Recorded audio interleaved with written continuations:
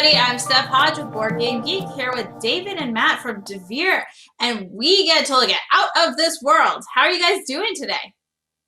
We're fine, thank you very much. Doing great. Excellent.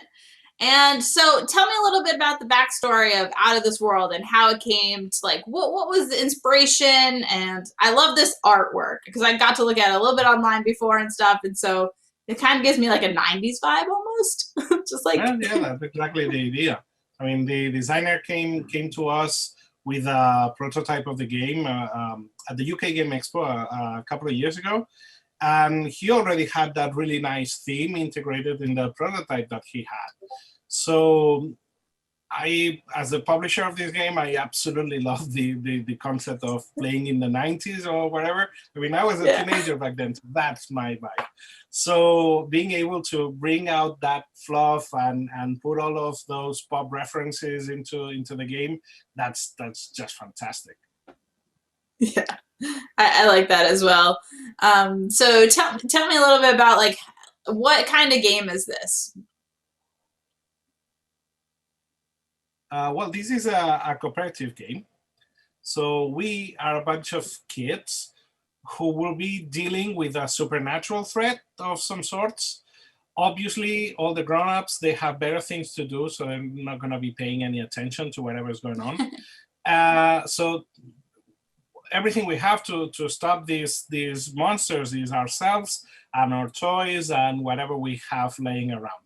So we will be cooperating together, trying to find the right tools to defeat all the foes that we will be finding throughout the story.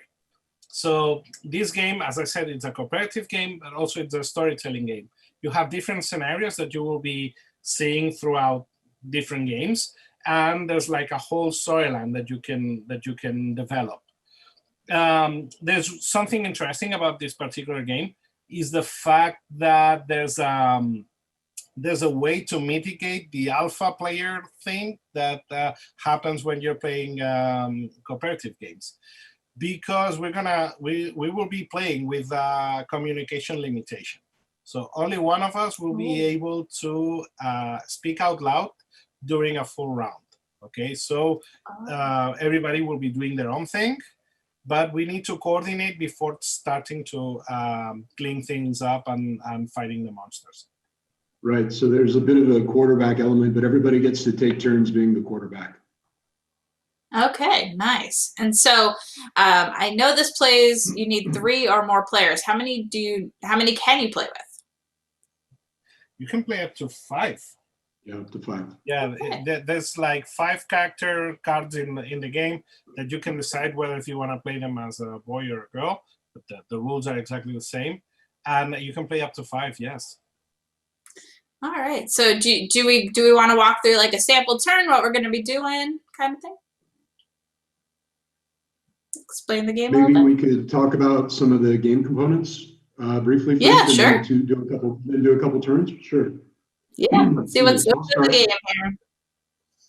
So one of the things is this is your character card. Okay, and you can see they're double-sided. So there are 10 different characters, and there are 5 different special abilities that each character has.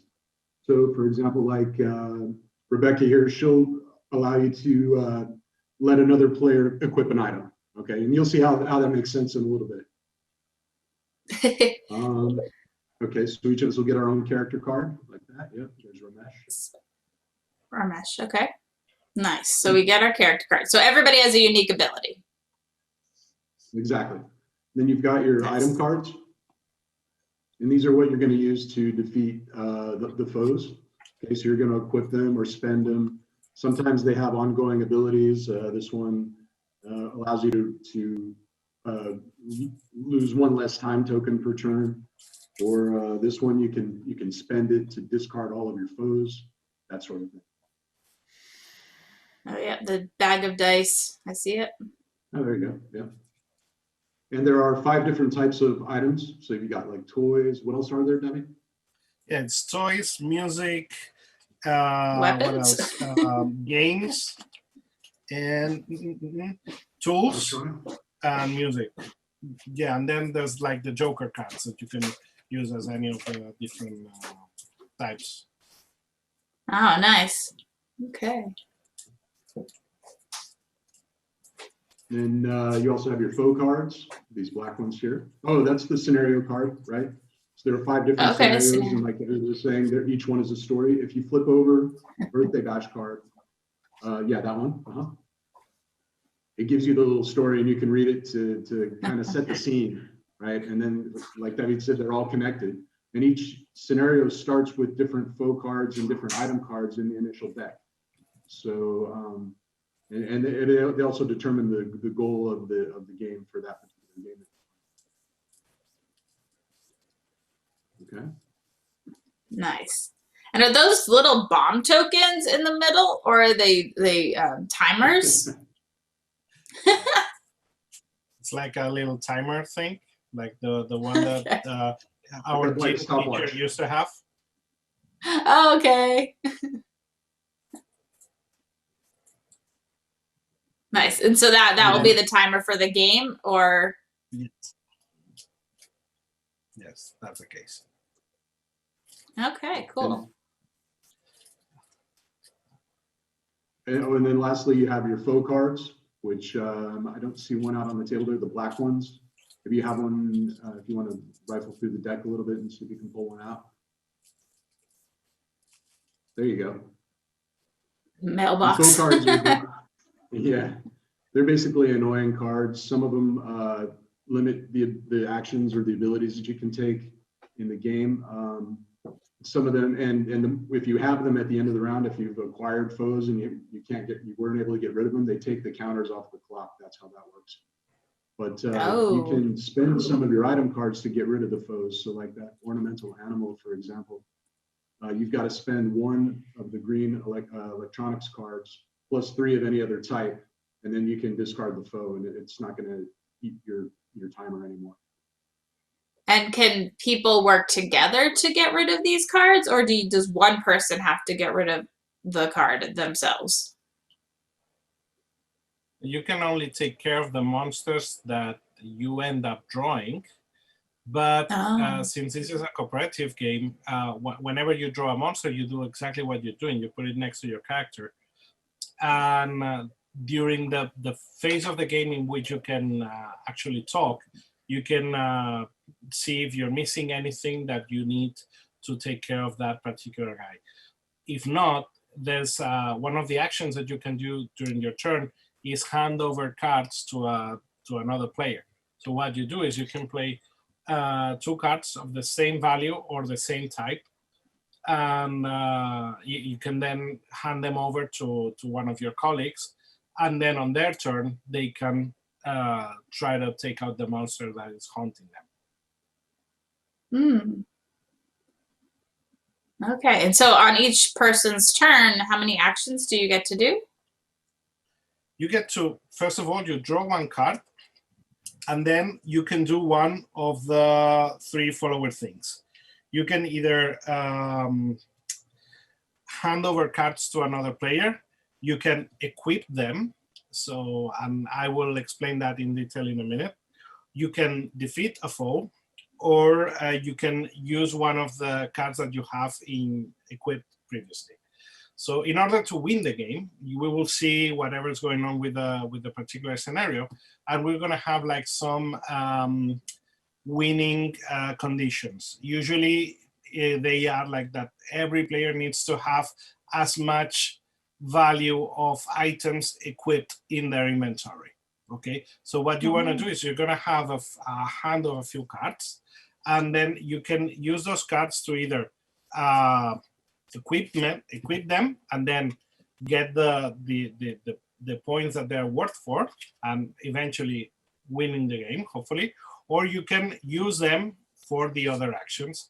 So if I want to hand over some cards to you, I can use these 2 cards that have the same value and give you 1, which you will be able to use later on the turn.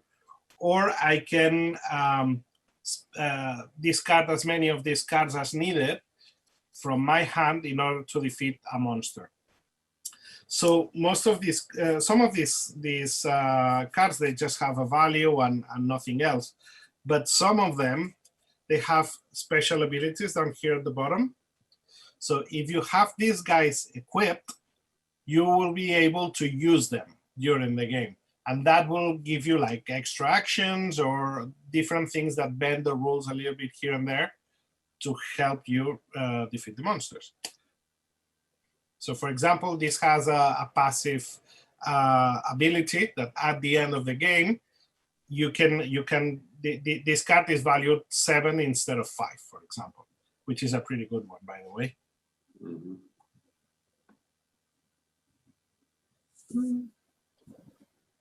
And so it would count if you equipped that, or if you equipped the bag of dice, you Yes. would get, it would be a value of 6. Yes, that's the value of that card. And if you decide to use this one, it has the spend ability. That means spend abilities, they can only be used once during the game. So you use that ability, so you discard all the foes that are haunting your character, but you still keep that card. So you're gonna put it on the top side of your character card, so like this. Okay. So it will be here, so you move it here. And so that value still counts for your winning conditions. It's just that you will not be able to use that ability again during the game. That seems like a pretty strong ability, especially if you have a lot of foes lining up. Yeah, well, you gotta be quite precise in the moment you want to use an ability like that. But yes, that's it. Very cool, very cool. So yeah, I think I understand. So how do you win? You need to have so many equipped value? Like, how do you know what the value is? So if you check your scenario card. Oh, the scenario tells us. Okay. Yeah, you have like the different rules that will be affecting this particular game, and the last line will give you the winning conditions. So in this case, every player will need to equip 30 points worth of equipment because we're playing 3 players. Oh, with 5 players, it would be 21 each. Yes. I see. Okay, that's a lot. Okay. Well. Okay. I mean, that's a lot because it's because I have to take care of all of the foes that are going to come at me. It's going to be because you only do 1 action on your turn, you said? Yes, yes. You take wow. a card So and then you may do an action. But this is the easiest scenario. This is the starting one. So it gets trickier down the line. Yeah. Oh my goodness, I bet. So if it comes to my turn and I do have a foe in my area, I would lose a timer? No, I mean, if you have a foe there, unless it says anything specific in the card, there's not a lot to worry about. Okay, so okay. we will be playing rounds until those 5 stacks of cards run over. Okay, so as soon as those are over, that's like a whole round finished, and then we will lose. There should be like 4 or 5 of each. Yes. Yes. So 4 exactly. So as soon as all of these decks run out, the player that has more monsters next to their character, we will lose that many time tokens from the timer in the center. Yes. Oh, so if we still have some of those, we can keep on playing with a new round. If we run out of time tokens before the end of the game, we lose the game. Otherwise, we keep on tracking until we all manage to equip as many equipment points as needed. Right. So in this scenario, if we ran out of the piles, if the piles were exhausted and Ramesh had that 1 foe card, the team would lose 1 counter at the end of that round. Okay, so it's not as painful as that. I was envisaging every time I came to my turn, I had a foe there. I was like, I would lose a timer. So I'm like, we don't have much time at all. So no, you have a lot of time to work through the cards and get cards to people who need to get rid of their foes. So that's clever. But sometimes you can have like multiple foes, and if you're not able to get rid of them, you could lose 3 tokens in 1 round. And I bet. So that is pretty painful, actually. It can be. I can see that happening. Yes. So we have a few minutes. Do you want to just run through a round, or I mean, we don't have all that much time, but we can, certainly do a quick playthrough of a few turns. Sure. Yeah, sure. Matt, I'll leave you. All right. All right. So since I'm the, I guess I'll be Ramesh, and I've got the walkie-talkie. This means that I'm the only person that can talk during this round. You guys are going to be tired of me here fairly quickly. And I can only talk during my turn. So, and the rest of you, and by the way, if you're not allowed to talk, technically you're not even allowed to gesture or point or anything like that. It's zero communication, because in theory, your kids in the 90s, there are no cell phones. And so you're spread out around the neighborhood, and you can't see or hear your teammates. So that's kind of the premise behind it. Right? Nice. So let's say it's my turn. I'm going to go first. I wouldn't have a foe yet, but right. So I'm just going to grab that. I want. You can see that I'm trying to get pairs of things or triplets of things. So maybe I want to go for that toy sword because it's a 4. So I would take that card and just put it into my hand. And now later, maybe one of my teammates needs a 4 or a yellow or a blue card, and then or a green or blue card, and I can, on my next turn, I can pass those to one of my teammates. So then we go clockwise around. So I guess you would be next. Okay, so would I grab the 6 pink card? Because I already have a pink in my hand? Yeah, that's not a bad idea. Yeah. Oh, so I was imagining. I don't know. I can't really read all the abilities, so I'm just kind of going off my gut. Yeah, it's a little tough. That's okay. So yeah, that would be good, because then you have 2 6s, and you can pass those along later. Yeah, that's what that would be. There you go. And you also have 2 pink cards. You have 2 wild cards, so you have multiple things that you can do on your turn next time. So then it would go around to David. Okay, so I'm playing Malala, and I have a skateboard and a notepad. Yes? Yeah. So, okay. So I will try to get that water pistol. So now I have 2 toys, and that's a good thing to have. Yeah, that's holy water pistol. Exactly. Holy water. I love that. Yeah. And, so if you revealed a foe, is that like how foes come into play? Yeah. So there's going to be, the foes they're mixed in the deck, and they're going to be in those stacks at some point. And the rule is, if you reveal a foe like that on your next turn, you must take it. Okay. So instead of drawing one of the item cards, you have to take that foe, and that's how it goes in front of you. It stays in play for the whole time, for like the whole round, like until your next turn. Until either that, or until you get rid of it. The foe cards, if you put one up, they have costs that you can pay to get rid of them. So okay, like that one. A 6+ card, a 6+ card. Yeah, and they have to be like of the same type or the same number. So that's a really hard one to get rid of, because that's a lot of cards. But if I did have those, like let's say I had 6 4s, I could discard those and then get rid of the sewer cover, and it would go into the discard pile. Okay. So the way I read that card is discarding 2 cards of value 6 or higher.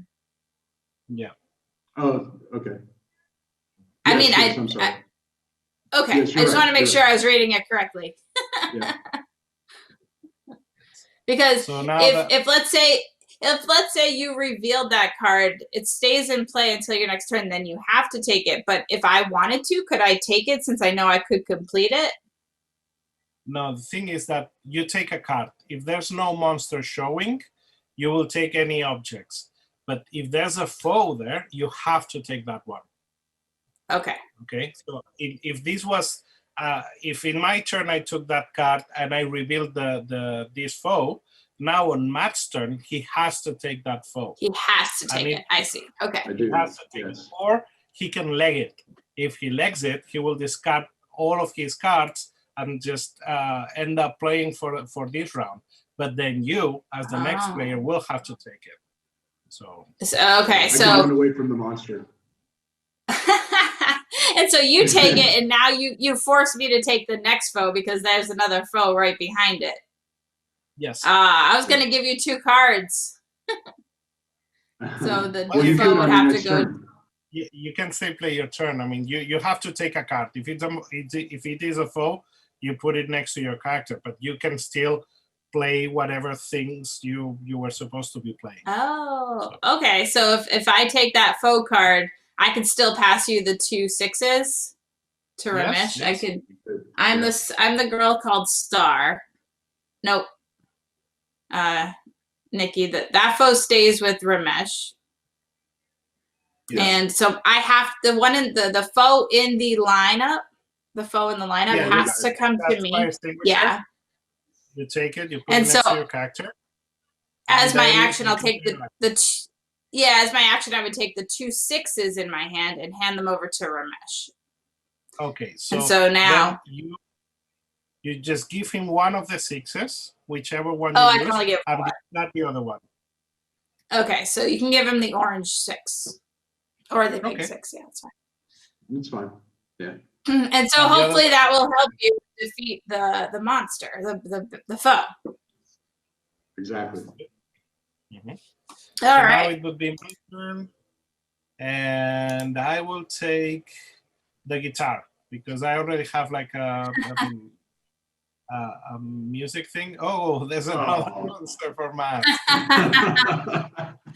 All right. So I think we're about out of time. So I want to make sure people can know where to find it and a little bit more about that. But I think we got a pretty good demo here to understanding how the foes come into play and everything. So, so give me a little bit about the information on how to find this game and how much it costs and. Okay, so it's $24.99. I just got a message this morning that the container hit our warehouse today. So we're going to start shipping very soon. If you go to our website, deveregames.com, there's a store locator, and one of our friendly DeVere stores can certainly help you place an order and get it. If you can't have any luck that way, it'll be available on Amazon and obviously the BGG store. So it's ready to go. So you should be able to get it fairly soon. Excellent. It seems like a pretty quick cooperative card game. So I look forward to checking that out. Do you have any final words or? Well, I think that if you enjoy this theme and this topic, and if you live through that time in your life, you're gonna have a blast with this one. So yeah, it's definitely a great theme. So yeah, if you have 3 to 5 players that you always play with, check out Out of This World from DeVere Games, guys. Thank you so much for showing us and joining us today.